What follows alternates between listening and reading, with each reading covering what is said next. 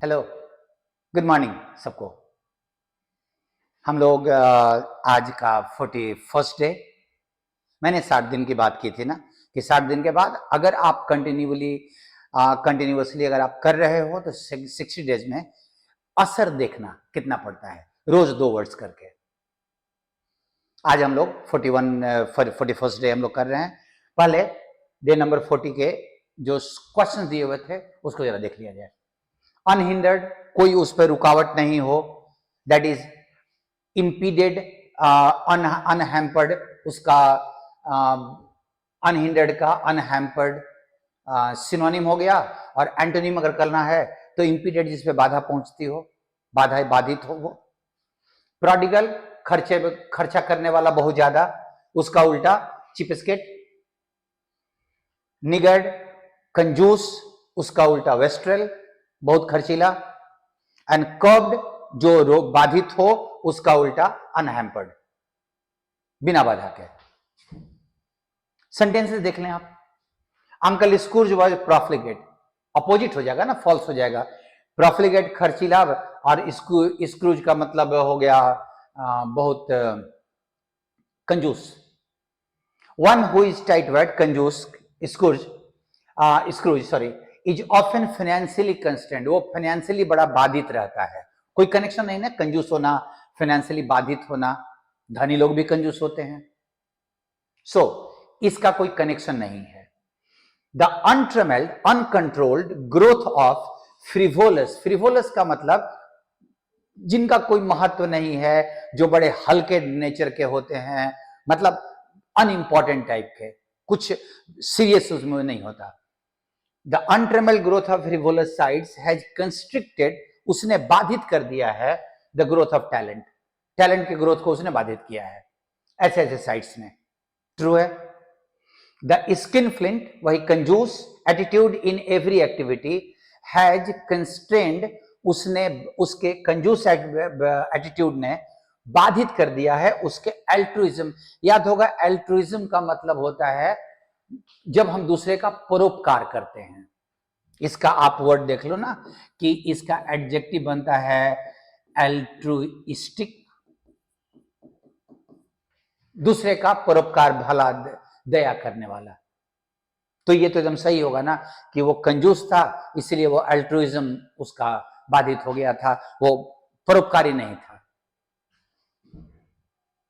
अब आज के शब्दों को देखिए। बैलेंस्ड, संतुलित है। बसक, बसक का मतलब होता है अनकंट्रोल्ड, मतलब एकदम वो बहुत ज्यादा व्यस्त, एकदम इधर उधर।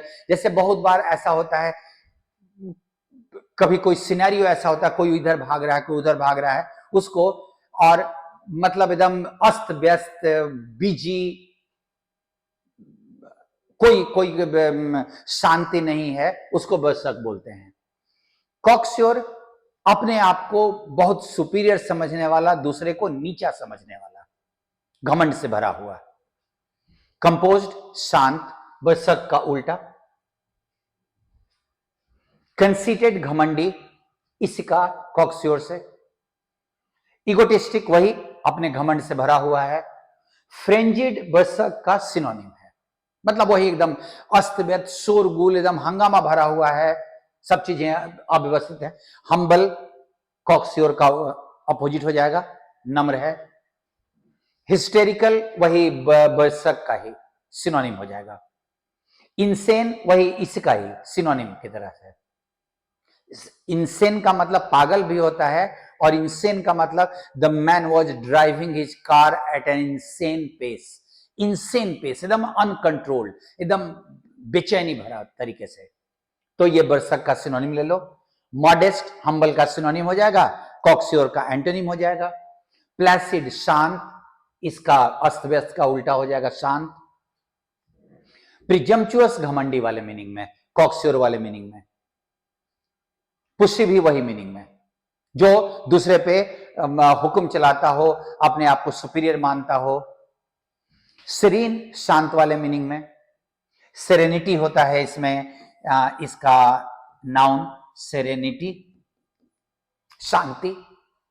स्वैगरिंग भी, क्योंकि स्वैगर का मतलब होता है अपने ऊपर घमंड करना, डींग हाँकना, तो स्वैगरिंग भी घमंडी के सेंस में। अनएसर्टिव, जो अपने आप को एसर्ट ना करे, मतलब दावा ना करे, मतलब हम्बल के सेंस में। वायलेंट, एकदम उग्र की तरह, बरसर्क वाले मीनिंग में। वाइल्ड भी उसी में, एकदम अनकंट्रोल्ड। सीरीन, प्लेसिड, शांत का अपोजिट हो जाएगा ये। अब आप आज के शब्दों को देखें। बम्शियस नया वर्ड होगा। ट्रीटिंग अदर्स एरोगेंटली, दूसरे के साथ उदंडता से व्यवहार करने वाला, एंड एज इंफीरियर, और उनको इंफीरियर मानने वाला, मतलब अपने आप को सुपीरियर मानने वाला, घमंडी। कंसिटेड, पुशी, स्वैगरिंग, कॉक्स्योर, प्रिजम्पचुअस एंड इगोटिस्टिक। ठीक है, ये उसका सिनोनिम हो जाएगा। एंटोनिम में मोडेस्ट, हम्बल, अनएसर्टिव। देखिए, प्रिजम्पचुअस का एक आप ध्यान दीजिएगा, ये प्रिज्यूम वर्ड से बना हुआ है, और प्रिज्यूम के दो मीनिंग होते हैं। ये वर्ब है। एक होता है अनुमान करना किसी चीज के बारे में, और इसका जब नाउन बनाते हो तो उसका नाउन होता है प्रिजम्पशन। और प्रिज्यूम का जो दूसरा मीनिंग होता है वो होता है अपने ऊपर घमंड करना, दूसरे को नीचा मानना। और उसी प्रिज्यूम का जो एडजेक्टिव है वो प्रिजम्पचुअस है। ये अनुमान करने वाले का एडजेक्टिव नहीं बन सकता, ये घमंड करने वाले का एडजेक्टिव है। ध्यान रखिएगा इसको। नेक्स्ट, फ्रेनेटिक। फ्रेनेटिकली उसका एडवर्ब हो गया, और मीनिंग कैसा? अनयूजुअली और अनकंट्रोलेबली फास्ट एंड एनर्जेटिक। कोई भी चीज जो बहुत ज्यादा, बहुत स्पीड में चल रहा हो, और स्पीड में होगा तो अस्त व्यस्त तरीके से होगा ही। Wild, frenzied, insane, berserk, hysterical, violent. Violent का खाली मतलब उग्र नहीं होता है, वायलेंट पेस भी हो सकता है, बहुत ज्यादा। और उल्टा कंपोज्ड, बैलेंस्ड, प्लेसिड, शांत, सीरीन। तो ये शांति वाला, और ये एकदम बहुत ज्यादा गति में रहना, और वो सब अस्त व्यस्त टाइप का, तो उस हिसाब से फ्रेनेटिक हो जाएगा। आज के शब्दों में, आज के वर्ड्स में कुछ बम्सियस वाले मीनिंग में अच्छा वर्ड था। फ्रेनेटिक आपके लिए नया होगा, और यहां भी कुछ वर्ड्स हो सकते हैं, हालांकि जैसे बरसग नया हो सकता है आपके लिए। जो नया शब्द है उसको एक दो बार देखना पड़ता है ताकि उससे और परिचय बढ़े। हम लोग अगले दिन फिर से मिलते हैं। Thank you to all of you. See you there.